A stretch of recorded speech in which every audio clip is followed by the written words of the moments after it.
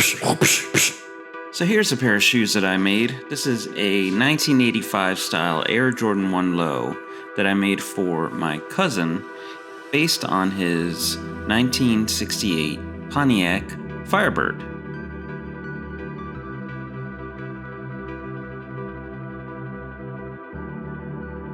The color of his Firebird is an autumn bronze.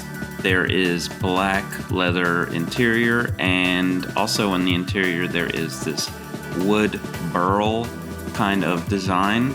And that's what I took my design cues on for this shoe, and this is how I made it.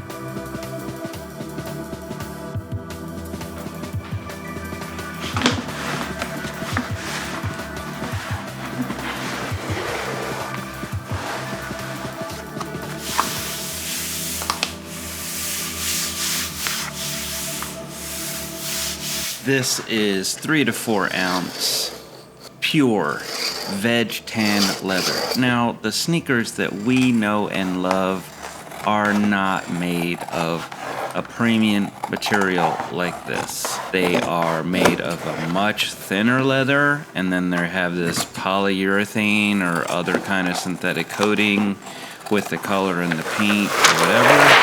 They are definitely not this premium. I am not judging, okay? I still love sneakers no matter what, but this is not the type of material that they typically use to make the sneakers that we know and love. I personally don't think that my cutting skills are up to par with something that I want to appear to be professionally manufactured, like a Nike shoe. So I do rely on the Cricut cutting machine that I have. I cut the veg tan leather to size and I put it on a Cricut machine, and then I do my Cricut magic, and then the Cricut will cut the patterns that I need to make the shoe. And I have no qualms about that because the machine cutting is perfect and my cutting would not be perfect. And I prefer that I start from a base of perfection.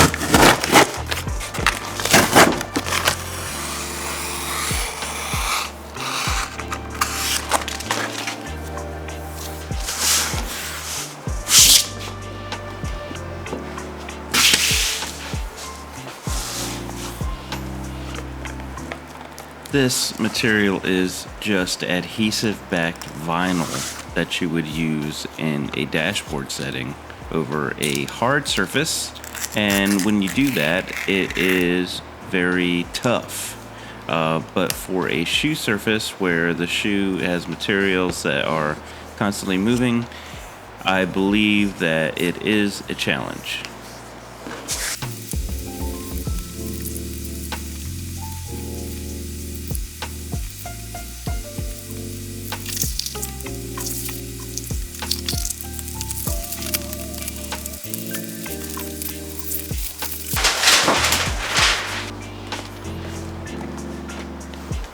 This is clear vinyl that you would find on, say, a grandmother's couch, wrapped around all the cushions so that they are protected. But when you're sitting on it, your legs stick to it, and when you get up, it hurts a little bit. This material is something that you can find in Joann's, and you can buy it by the yard. And you can buy it at different thicknesses.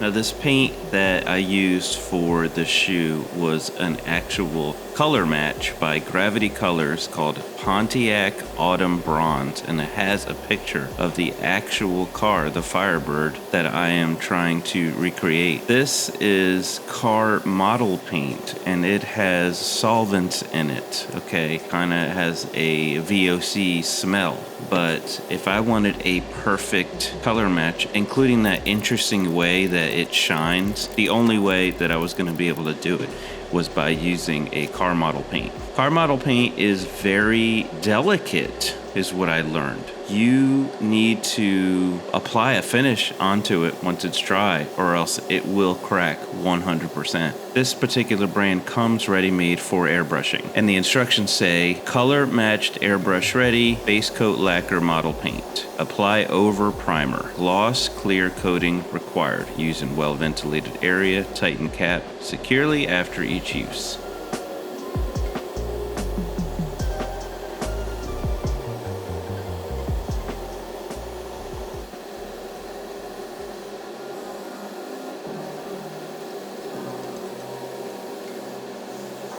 That clear vinyl I spoke about earlier, I'm cleaning it with rubbing alcohol because any small flaw at all will absolutely show up. So you have to be extra diligent.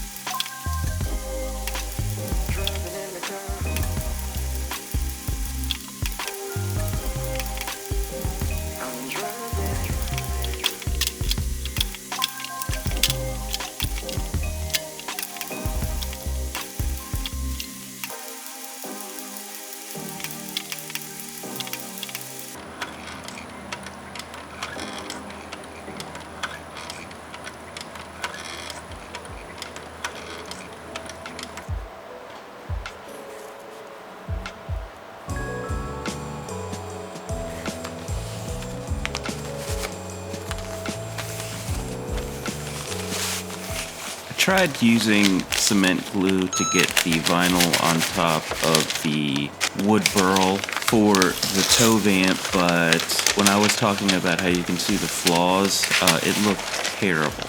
So my next option was heat and bond. Heat and bond basically is a glue material that you can use to bond two materials together. It wasn't perfect, but it was way better than cement glue in between those two things. So I went with it.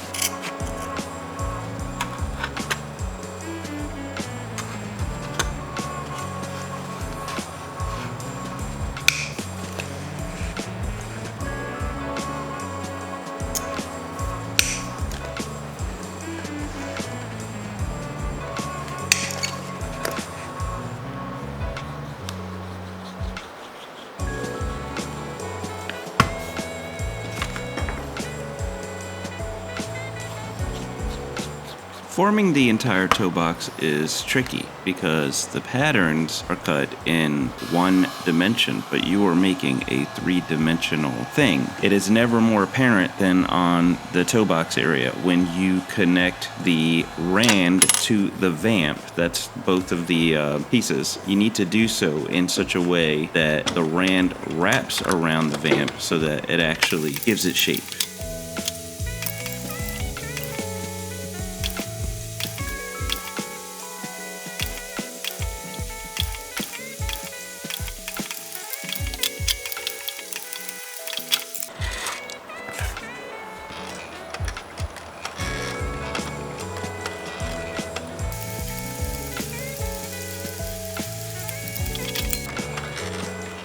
This is the heel. I am sewing the heel to the quarter panels. So you do heel to quarter panels and then quarter panels to the front toe part. Seems easy, right? Well, this has taken a lot of practice to get this stitching line this straight.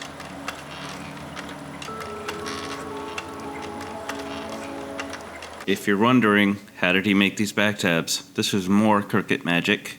I did a little Cricut magic and used heat transfer vinyl. And my embroidery machine, I used the same material that you would use for car seats, this auto vinyl, and made the outline of the back tabs with the embroidery machine. I cut it, applied the heat transfer vinyl onto it, and then sewed it on the back. This is only the third pair of shoes I've ever made, and in retrospect, I realized that I am adding too much foam to the shoes. I am so concerned with the comfort for the wearer, but when you are lasting the shoe, the more foam you put on, the harder it is to last. So just take that into consideration. This is more heat transfer vinyl I'm using for the eyelets. It's a metallic heat transfer vinyl. It's very cool looking and I really like how it turned out. I used that auto vinyl again and I applied this heat transfer vinyl onto it.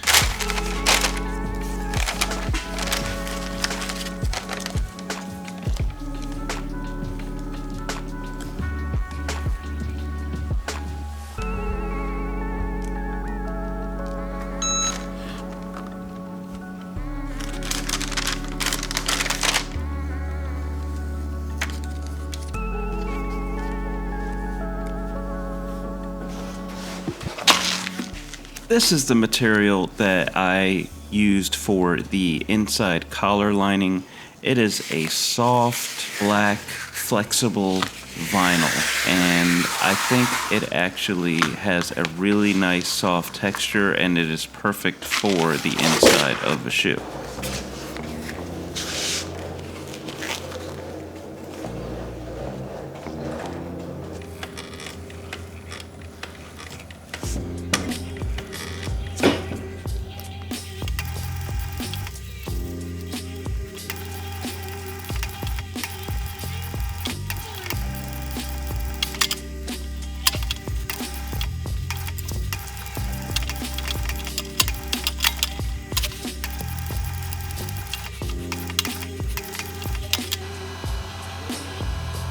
This is a thermoplastic heel counter that is made specifically for shoes. You heat it up and then you mold it around the shoe last so it is the perfect shape of the shoe last, thus providing the support for the shoe to make it the perfect shape in the back.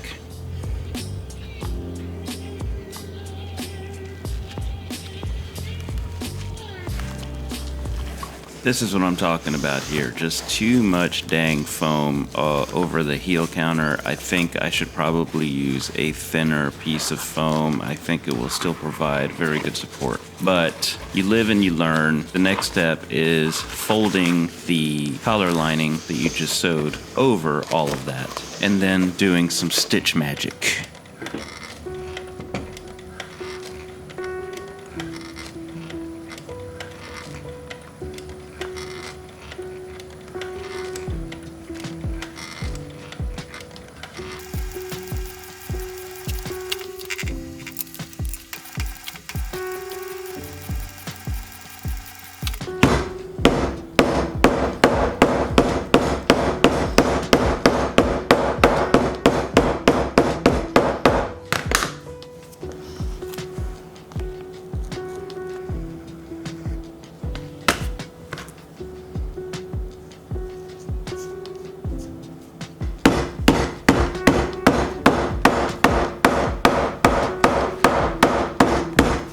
The color of your thread is obviously important, but never underestimate the importance of your bobbin thread color as well. So I am using a silver thread here for the top, but because the collar lining is black, I made sure that I used a black thread for the bobbin, so both of the colors match.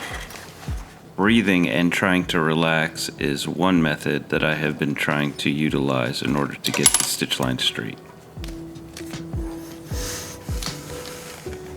I realized that I was holding my breath the whole time that I was doing the stitch lines because I was so anxious about getting them straight, but that stiffened my body and it really made things probably worse. If you notice some of your favorite basketball players that are very good at free throw shooting, what do they do before they shoot the free throw? Usually they take a nice deep breath.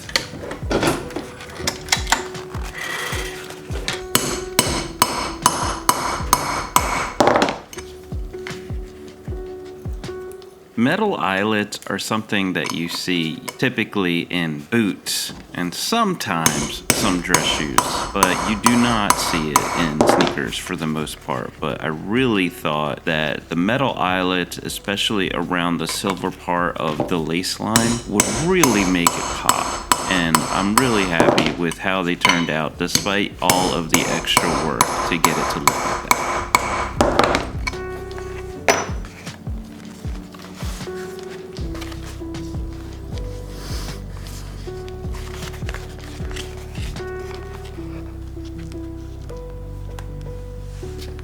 This is the step right before in this shoemaking process where you are about to join the back to the front and actually make your upper.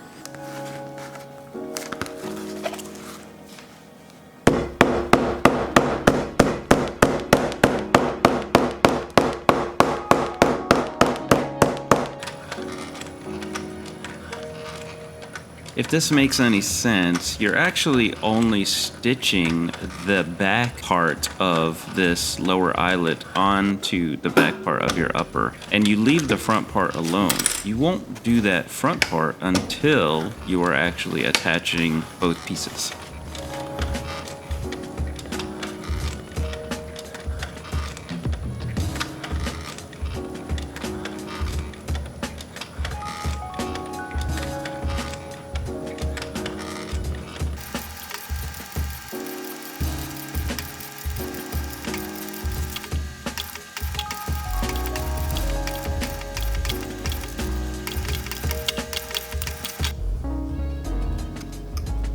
Any extra part of the collar lining that you see, you can actually just slice right off, flush to the top of the upper, and it will look just like factory.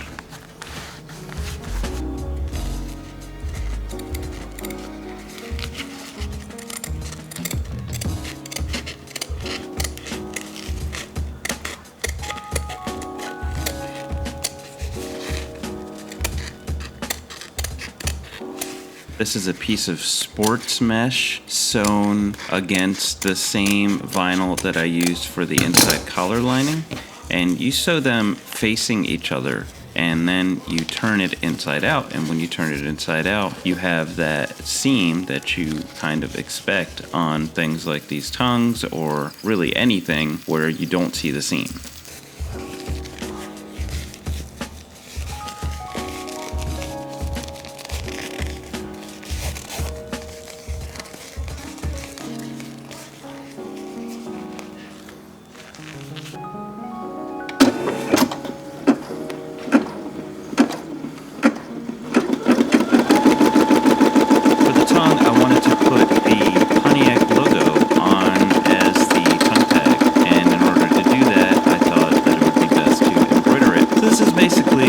Embroidery process for that tag. I used a polyester material that was a little bit stretchy and it felt a little bit like what you would expect a tongue tag on a Jordan to feel like, though it was not as stiff, but I do like the way it turned out.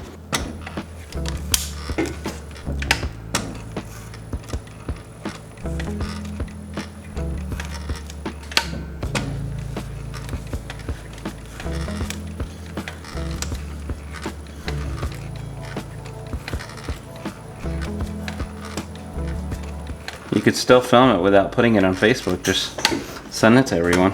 Is Uncle Benny here? He left, but he was. He was? Yeah, I kind of thought I heard a dog barking. That wasn't my dog. Yeah, he's going to a concert, so we're taking care of Lixie. Oh, Lixie's here? Uh-huh. What concert's he going to? I think he said something dogs.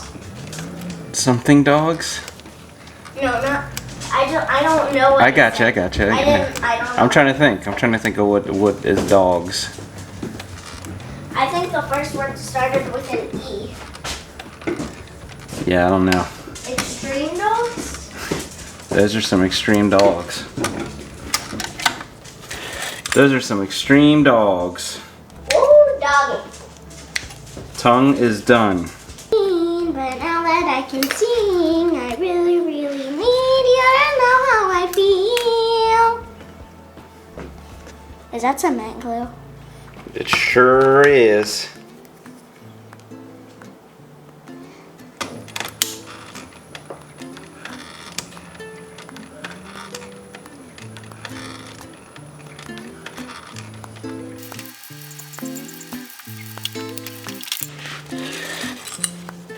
After getting the tongue stitched onto the vamp, it is now time to join the two pieces of the upper together as one. This is probably the most satisfying part of the whole process because you finally get to look at a shoe instead of pieces of a shoe.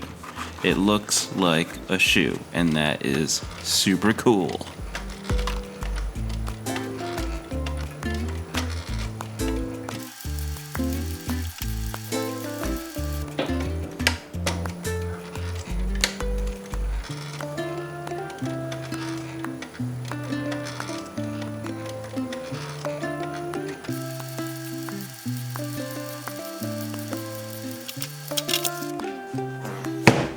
I'm sure many of you recognize this shoe. I wanted to steal the laces off of this shoe because I really love that waxy black flat lace that they use for this shoe. But I would like to take this opportunity to say that you do not need to put a reverse swoosh on every single custom shoe that is ever made ever. I swear, they will still function as shoes without a reverse swoosh. Not every single custom shoe needs to have a reverse swoosh. Thank you for coming to my TED Talk.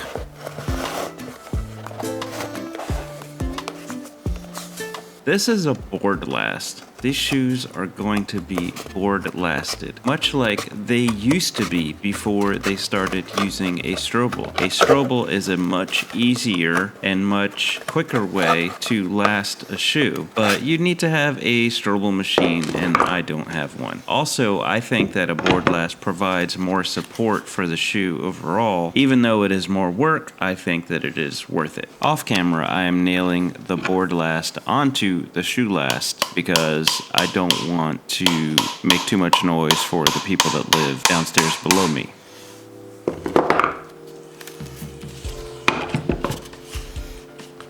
And here is a shot of the uppers, and you can kind of imagine what the shoe will look like when it's finished, and I think it's gonna look pretty good.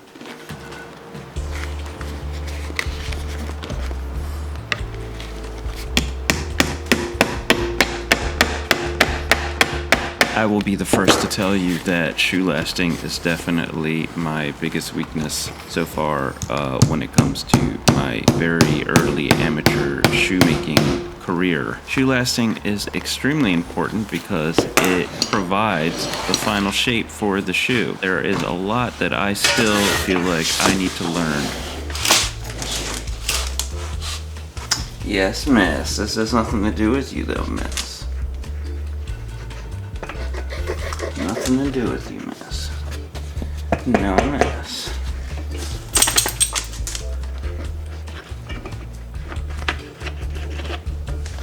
The whole idea, though, is to wrap the upper around the last, around the shoe last, the board last, and then nail it down, glue it down, remove the nails, shave down the extra leather. That's basically what the premise is here.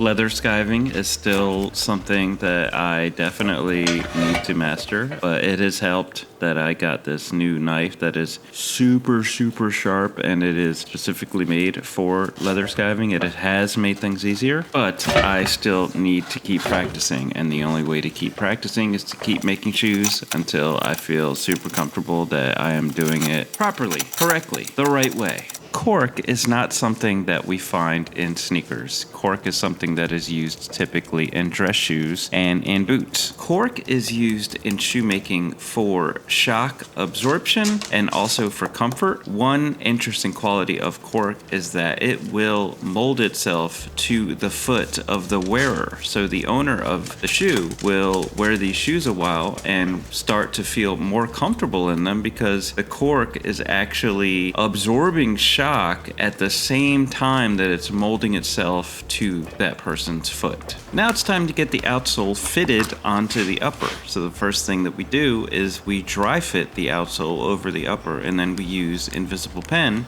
and mark where it lands. Then I like to use hand sander instead of a Dremel, just because I can be a little bit slower and I can have a little bit more control over where I am sanding versus a Dremel. Dremels are great, but if your hand slips, it's over, baby. And coming up at the end here is a B-roll of the finished product. I hope that you enjoyed this video. I hope that you enjoyed watching the process of making these shoes as much as I enjoyed making them. Please like and subscribe if you want to see more content like this, and let me know in the comments what you think. Thank you so much.